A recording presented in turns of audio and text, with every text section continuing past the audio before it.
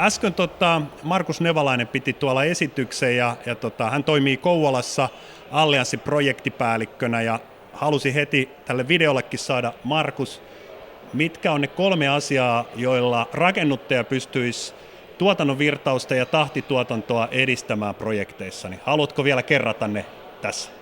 Totta kai. Eli ensimmäisenä mä antaisin sellaisen vinkin, että tehdään se päätös tahtituotannosta jo hankkeen alkuvaiheessa. No. Eli silloin me pystytään vaikuttaa tosiaan niihin edellytyksiin, mitä se muun muassa tahtituotannon luominen tarvitsee.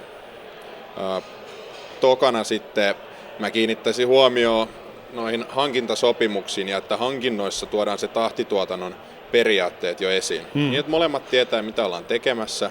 Ja esimerkiksi tämmöiset aamupalaverivelvoitteet ja muut, ne ei tule yllätyksenä, vaan ne lukee siellä, että mitä se tarkoittaa. Meillä on ehkä joku sovellus, mihin me kuitataan valmiita töitä. Ja niin kuin, että ne kaikki asiat on käyty läpi. Et jos se toinen ääripää on se, että tilataan työ sillä, että laitetaan sähköposti, hei meillä olisi urakka, tämmöistä suunnitelmat, tuutteko tekee hyvä. Ja sitten tuleekin tämmöinen asia, niin se on niin kuin se toinen ääripää.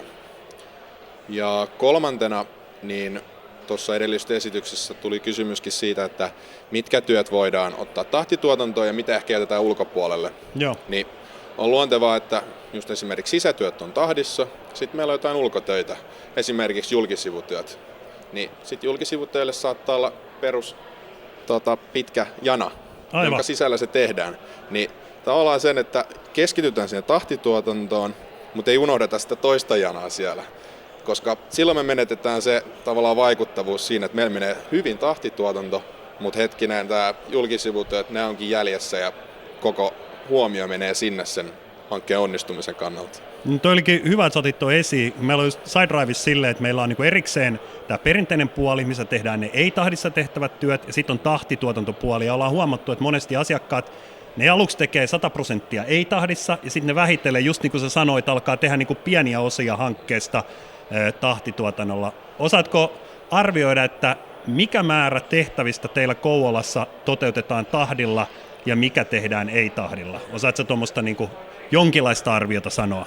No siinä tuossa ensimmäisessä kohteessa, eli Vielankatu 5 Kouvolassa, niin siinä meillä on niin, että asunnot on betonipinnalle käytännössä purettu, niin siellä sisätöiden osuus on aika suuri. Niin mä sanoisin, että se olisi semmoinen 60-40 pinnaa sisätyöt, 60 pinnaa tahdissa, aika raskaat ulkotyöt, täysin uusi vesikatto, julkisivun betonipaikkakorjaukset, maalaukset, elementtisauman uusimiset, parvekelasitukset, kaiteet, piharemontti vielä siihen päälle, niin about tommonen määrä. Jes, mutta toi on niinku hyvä huomata, että jotkut kuvittelee niin, että heti pitäisi hypätä 100% tahtiin, mutta näin siis ei ole. Ei ole. Hyvä, hei! Kiitos paljon Markus ja hauskaa konferenssia. Kiitos samoin.